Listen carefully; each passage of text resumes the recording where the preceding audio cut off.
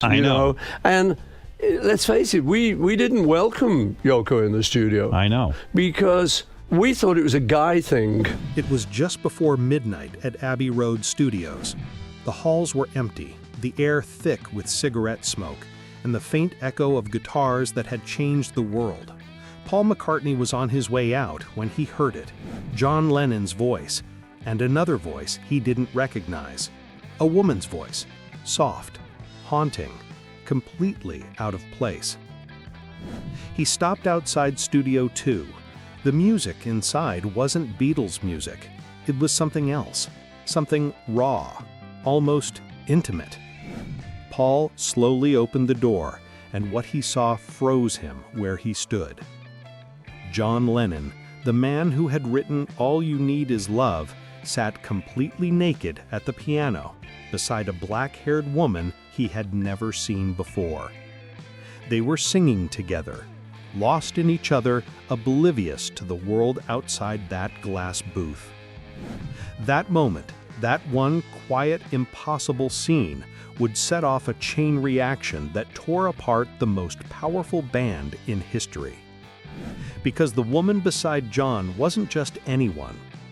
She was Yoko Ono, and the story of how she walked into John's life and pulled the Beatles apart from the inside is one of the most misunderstood, emotional, and controversial stories in music history. But what really happened that night? Was it destiny or design? Because what began as art became obsession, and what started with the single word, yes, ended with the word the world never wanted to hear, goodbye. May 14th, 1968. The world's most famous band was at the peak of everything: money, fame, power. Yet they were quietly falling apart behind the walls of Abbey Road Studios. That night, the Beatles were recording a new song called Revolution 1. It was supposed to be another anthem, a message from John Lennon to the world. But something about that session felt different. Paul could sense it the moment he walked down the corridor. Inside, the laughter and playful arguments that used to fill those late-night sessions were gone. The room felt colder, more distant, and when Paul heard John's voice, that unmistakable tone, full of conviction, he noticed something strange layered beneath it. Another voice, whispering and echoing softly in the background. He followed the sound to Studio 2 and pressed his ear against the heavy door. There it was again, John singing and a woman's voice harmonizing beside him. Paul hesitated. For a second, he thought maybe one of the engineers had invited a backup singer. But that didn't make sense. Nobody outside the band was ever allowed in during a recording session. That was one of their few unspoken rules. When Paul finally pushed open the door, the scene felt like a dream or a betrayal. John sat at the piano, fully naked beside a dark-haired woman. Both of them were singing in strange, breathy tones, completely lost in their own world. The microphones were still on, the tape was still rolling, but the Beatles, as Paul knew them, were gone. For a moment, nobody said a word. Paul just stood there, staring, his mind racing between disbelief and anger. Then John looked up, his expression calm, almost serene, and said quietly, "She's with me now." Paul didn't know what that meant, not yet, but deep down something told him this wasn't just another fling or eccentric phase. This was different, because the woman sitting beside John Lennon wasn't just a lover, she was something he'd never had before, a mirror. That night, the balance inside the Beatles shifted forever. The creative partnership that had carried them through a decade of global fame began to fracture in silence.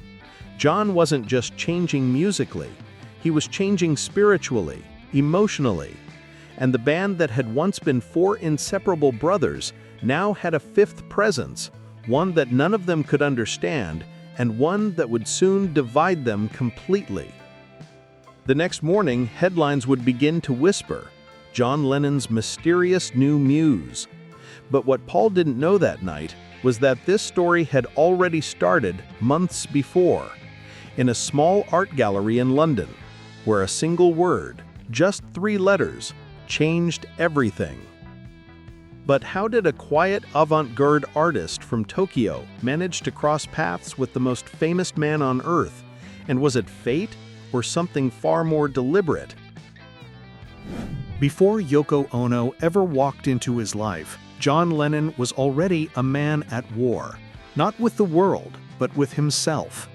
To millions, he was the face of a revolution, the poet of a generation, the leader of the Beatles. But behind that image was someone quietly falling apart. By 1966, John was exhausted. He had the fame, the money, the applause, everything he once thought would make him whole. But every time the crowd screamed his name, it only reminded him how alone he really was. The bigger the Beatles became, the smaller he felt. When Brian Epstein, the band's manager and John's closest mentor, passed away suddenly in 1967, something in John shattered. He stopped believing in the magic that had held the group together. Brian had been the glue, the silent figure who balanced their chaos. Without him, John drifted, searching for meaning in drugs, spirituality, and endless nights of experimentation. He once told a friend, "I don't even know who I am without the Beatles." It wasn't a complaint, it was a confession. Behind closed doors, John's marriage to Cynthia Powell had grown cold. She had known him before the fame, before the screaming fans and press headlines, but that connection had faded into routine. He was restless, trapped in a life that no longer felt like his. He wanted something real, something raw, something that could make him feel again. But the deeper he searched, the darker his world became. He'd spend nights sitting in silence, writing lyrics that no one ever saw, lyrics about loneliness, fear, and a desperate craving for identity. His bandmates didn't know what to do. Paul was focused on perfection, George was diving into spirituality, and Ringo just wanted peace. John, meanwhile, was quietly sinking under the weight of being John Lennon. And then came the art show. A quiet gallery in London, the kind of place John usually wouldn't be caught dead in. He had gone there out of curiosity, maybe even boredom. But what he found wasn't just art, it was something he'd been chasing his whole life: freedom. Because the artist behind those strange abstract pieces wasn't like anyone he'd ever met. She didn't care about the Beatles. She didn't care about fame. In fact, when she first met John, she didn't even ask for his autograph. Her name was Yoko Ono, and she didn't want his music. She wanted his mind. The connection was instant, strange, electric, and unsettling. John once said it felt like he'd known her in another lifetime. For the first time in years, someone was looking at him not as a legend, but as a human being. And that was something he didn't even realize he'd been starving for. In the weeks that followed, their conversations became more frequent, more personal. They talked about art, identity, and the idea that love could be its own form of rebellion. For John, it was intoxicating. For Yoko, it was destiny. But as the bond between them deepened, so did the cracks inside the Beatles.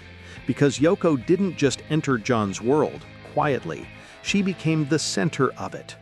And before anyone could stop it, that private connection would soon spill into the studio, turning friendship into tension, and music into war. And when the rest of the Beatles finally realized what was happening, it was already too late. It started quietly, almost harmlessly.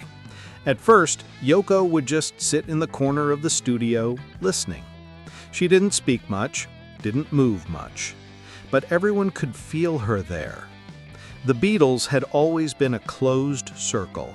Their studio was their sanctuary, a sacred space built on unspoken trust and years of shared struggle. Only engineers, producers, and the occasional assistant were allowed in. But now, every time the band gathered to record, there was Yoko, sitting right beside John's mic, whispering ideas only he could hear. Paul tried to ignore it at first. He told himself John just needed inspiration, that it would pass. But it didn't.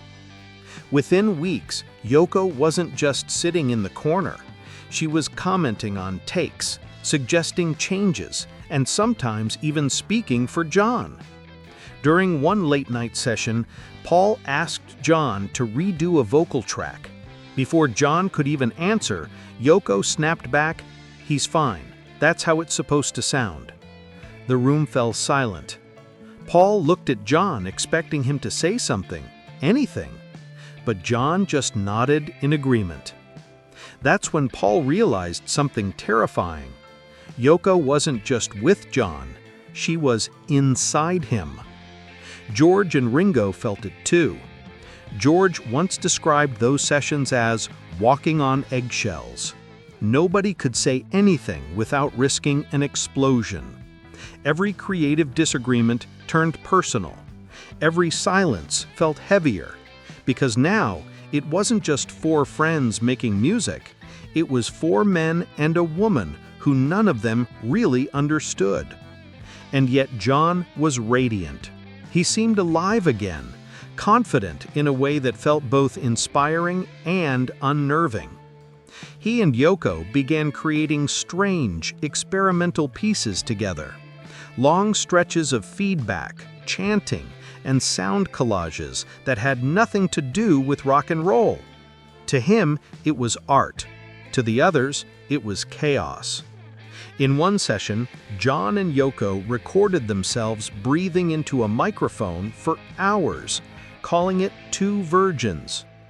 When they later released the album, featuring a completely nude photo of them on the cover, the rest of the band didn't even know until it hit the press. For Paul, it wasn't just embarrassing, it was a declaration of war. The tabloids went wild. Lennon loses his mind. Who is this mysterious woman breaking up the Beatles? The rumors exploded faster than the band could contain them. Yoko became public enemy number one. But inside Abbey Road, the truth was more complicated. Because the more the world blamed Yoko, the more John defended her. Every criticism, every insult, only pulled him closer to her.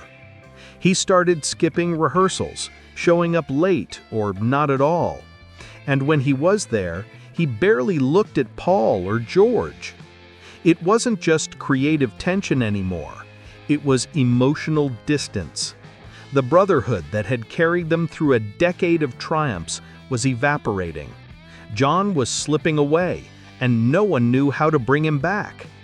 Still, the band pressed on, trying to recapture their old magic. But every song, every argument, every silence between them carried the same invisible echo: Yoko's presence. And then came the breaking point. The day the Beatles realized they weren't just losing John Lennon, they were losing the Beatles themselves. Because what happened next inside Abbey Road would shatter the band forever, and the world would never hear them the same way again. By 1969, the Beatles weren't a band anymore. They were four strangers trapped inside the same dream, each pulling in a different direction. And at the center of it all was John and Yoko. Every session at Abbey Road became a battlefield. Paul still showed up with his notebook full of melody ideas, chasing perfection. George tried to sneak in his own songs, finally finding his voice after years in the background. Ringo just wanted to play drums and keep the peace. But John wanted freedom, and Yoko was the key that unlocked it. Tension hung in the air like smoke. Paul would play a new chord progression, trying to spark some enthusiasm, but John barely looked up. He was more interested in the sketches Yoko was showing him, strange, abstract lines that made sense only to them. The others could feel it, the distance, the disconnection, the quiet defiance in John's eyes. One afternoon, while recording the White Album, everything finally exploded. Paul had been trying to tighten the harmonies for Obla-Di Obla-Da when John suddenly snapped. He slammed his guitar down and shouted, "This is garbage, Paul. It sounds like damn music hall." Paul froze. He'd heard John insult songs before, but this time it was different, crueler. Before anyone could speak, Yoko muttered, "He's right. It's fake." That one word, fake, cut deeper than any argument before. It was as if Yoko had spoken out loud what John had secretly believed all along, that the Beatles were becoming a polished illusion. George walked out that night without saying a word. Ringo followed days later. Even Paul started skipping meetings, claiming personal reasons. But they all knew the truth. They were running from the same ghost. Meanwhile, John and Yoko were inseparable. They recorded experimental soundscapes in hotel rooms, launched bed-ins for peace, and started appearing on talk shows as if they were one person. Every time John spoke, Yoko finished his sentences. Every time Yoko spoke, John nodded in agreement. To the public, it looked bizarre. To John, it was liberation. In one interview, when asked if Yoko was breaking up the Beatles, John just smiled and said, "She didn't break up the band was already broken." But behind that calm tone, Paul could hear the bitterness. Years of brotherhood had turned into competition, and competition had turned into resentment. John didn't want to be part of a band anymore. He wanted to be part of a movement. And Yoko, with her avant-garde art and radical ideas, offered him that identity. Still, a part of him couldn't let go completely.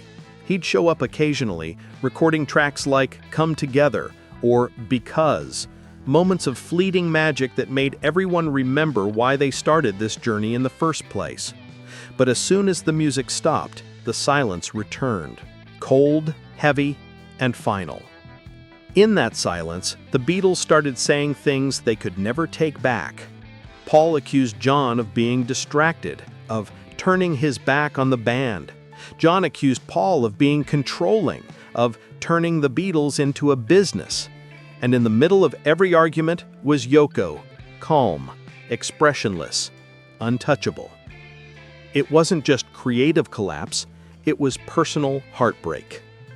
John once said to a friend, "Paul was like my musical wife. And now I've found my real one." That wasn't just a metaphor, it was the end. By the time they began working on Abbey Road, everyone knew it. The sessions were tense, silent, and businesslike.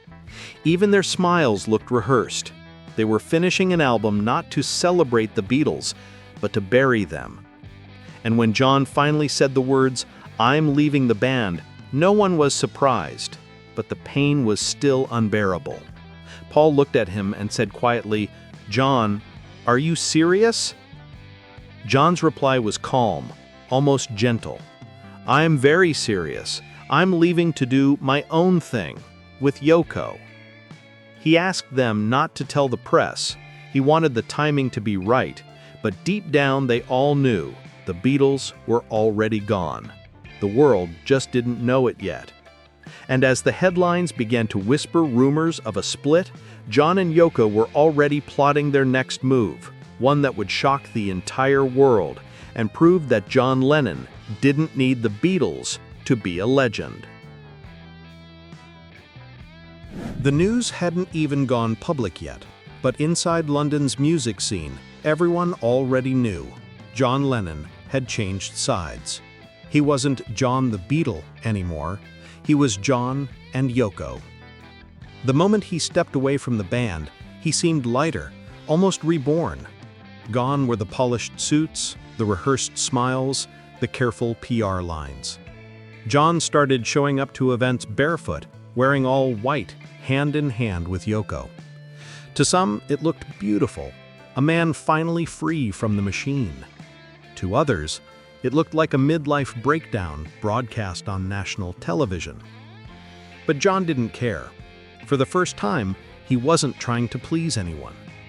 He and Yoko began turning their relationship into performance art, blending protest, love, and absurdity in ways that no one had ever seen before. When they held their famous bed-in for peace in Amsterdam, reporters mocked them. Why were two millionaires lying in bed talking about peace while the world was burning? John just laughed. "If you're going to protest, you might as well do it in bed," he said. It was bizarre, bold, and unforgettable, and that was the point.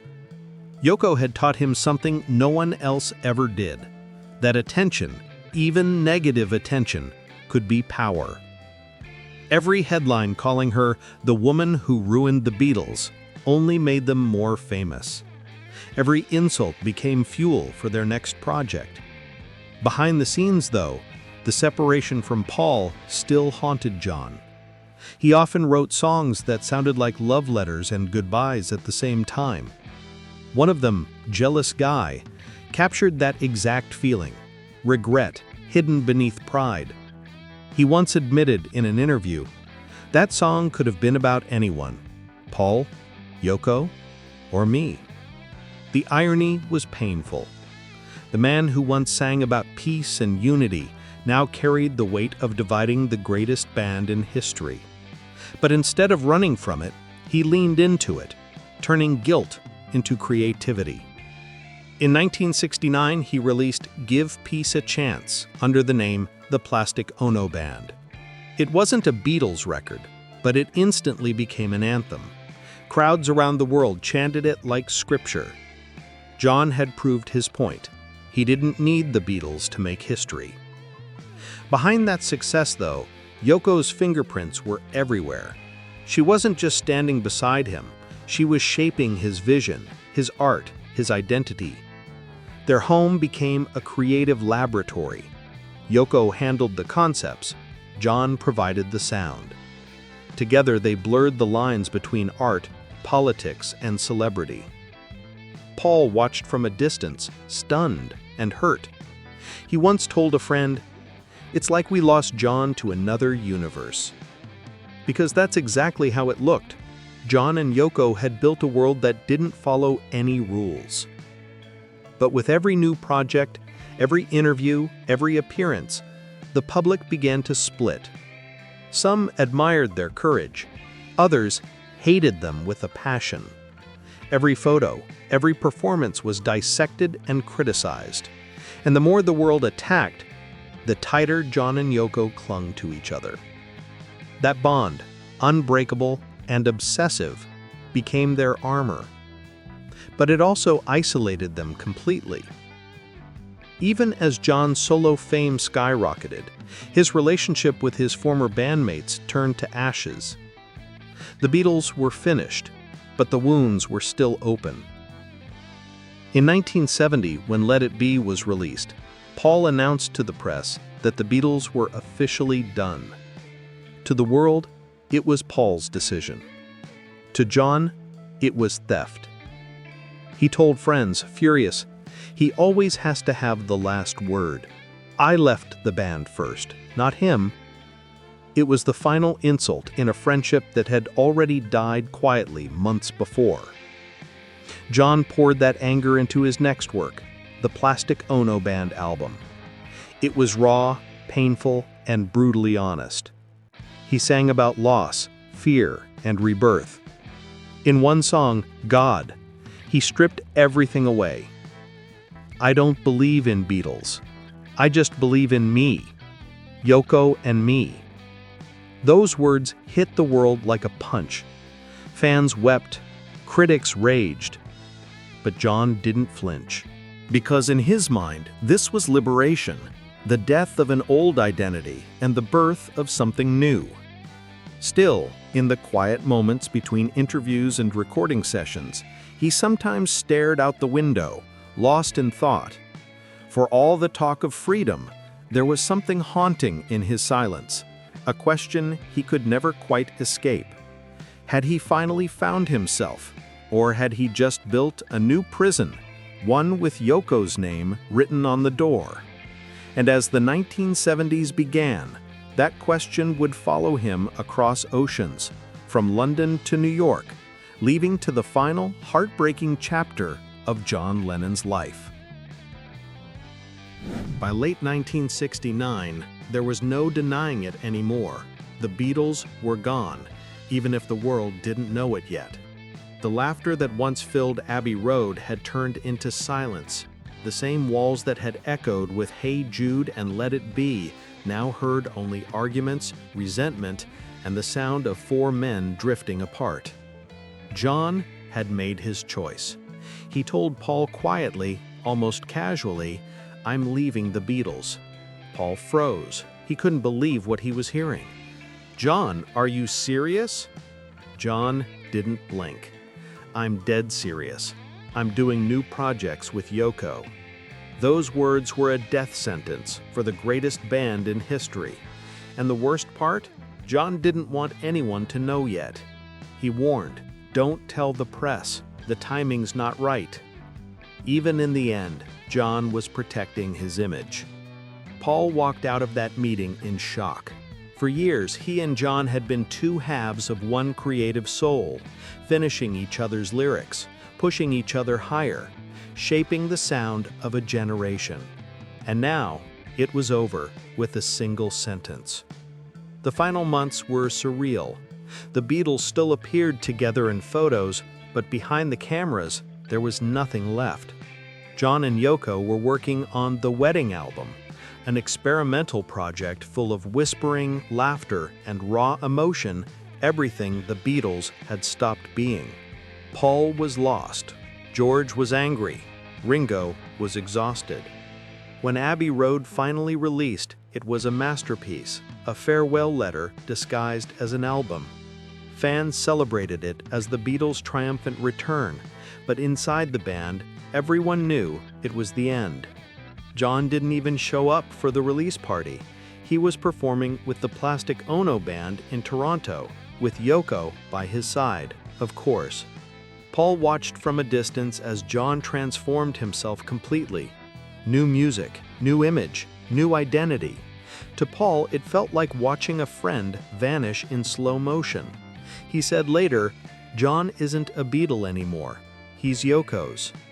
December 1969 brought the final blow. John released War Is Over under the Plastic Ono Band, not the Beatles. The message was clear. He didn't need them anymore. And when the song became a hit, John knew he'd proven his point. In January 1970, Paul tried one last time. He called John, desperate to find a compromise. "Maybe you and Yoko could create something new, inside the Beatles, a fresh sound." But John didn't hesitate. "Paul, the Beatles are finished for me. I'm making avant-garde music now. This means more." That was it. No argument, no dramatic fight. Just silence. A silence that said everything. When Paul finally announced to the press that the Beatles had broken up, fans thought he was the one who ended it. But John had already left months before. He just didn't want to be the one to say it. He even mocked Paul afterward, saying, "Paul always has to have the last word, but I was the one who left." For the fans, the breakup was heartbreaking. For Paul, it was personal. He'd lost his brother, his creative partner, his friend. The man he'd once built dreams with now stood on the opposite side of those dreams. In John's first solo album, Plastic Ono Band, one song said it all. "I don't believe in Beatles. I just believe in me, Yoko, and me." For millions, it felt like betrayal. For John, it was freedom. He'd destroyed the myth, but in doing so, he created a new one. The world mourned the band, but John didn't look back. He was already moving forward, hand in hand with Yoko, building a new identity from the ashes of the old one. And yet somewhere deep down, a part of him would always belong to that little band from Liverpool, the one that changed everything. Because even after the lights faded and the music stopped, one truth remained. You can leave the Beatles, but you can never escape being one. When the Beatles ended, It didn't just mark the end of a band, it marked the end of an era. The 1960s had been built around their music, their voices, their message. And when those voices went silent, the world felt emptier. John and Yoko moved to New York in 1971, leaving behind everything that had defined him.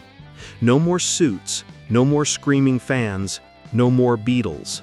He wanted to start again, to strip away the myth and find the man underneath it. Together, he and Yoko turned their pain into art, activism, and controversy.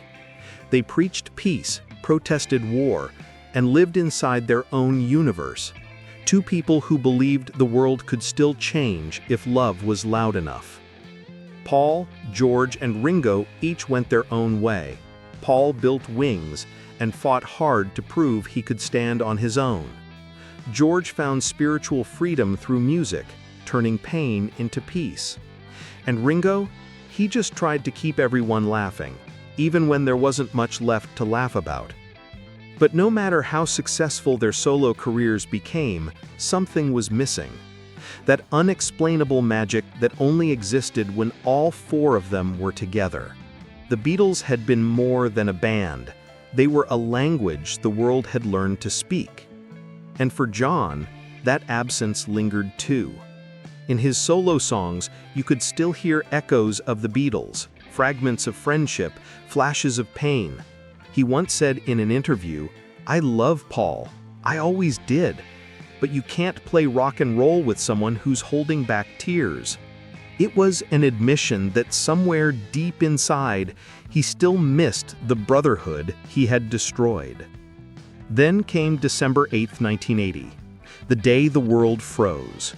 John Lennon was gone, taken from Yoko's side in a moment that still doesn't feel real. And for Paul, it was the wound that never healed. In an interview years later, he said softly, "I wish I'd told him I loved him. What ended the Beatles didn't have to end us." Yoko carried the weight of that loss for decades. For years, she was blamed, called the villain, the intruder, the woman who broke up the Beatles. But in her old age, she told a different story. "I didn't separate John from the Beatles. John made his own decision. I just became part of his new life." And maybe that was the truth. Because when you strip away the rumors, the jealousy, and the myth, the story isn't about a villain. It's about a man who was searching for himself and a woman who gave him the courage to leave behind the world that no longer felt like home. John Lennon didn't lose the Beatles. He outgrew them. He found a new way to speak, a new way to love, a new way to live. But in doing so, he ended something that millions thought would last forever. 50 years later, the Beatles still haven't faded. Their music still plays in car rides, cafes, and hearts all over the world. Because they never got old. They never declined. They ended at their peak, frozen in time as the greatest band that ever lived. And maybe that's why their story still haunts us. Because in the end, the Beatles didn't die from fame, ego, or even betrayal. They died from something far more human. Love. Love that changed everything. Love that created art and destroyed it. Love that ended one legend to begin another. John Lennon lost the Beatles, but he found Yoko Ono. And maybe that's the price of love. It doesn't always keep the things you build. Sometimes it breaks them. Because real love doesn't always have a happy ending, but it always leaves a song.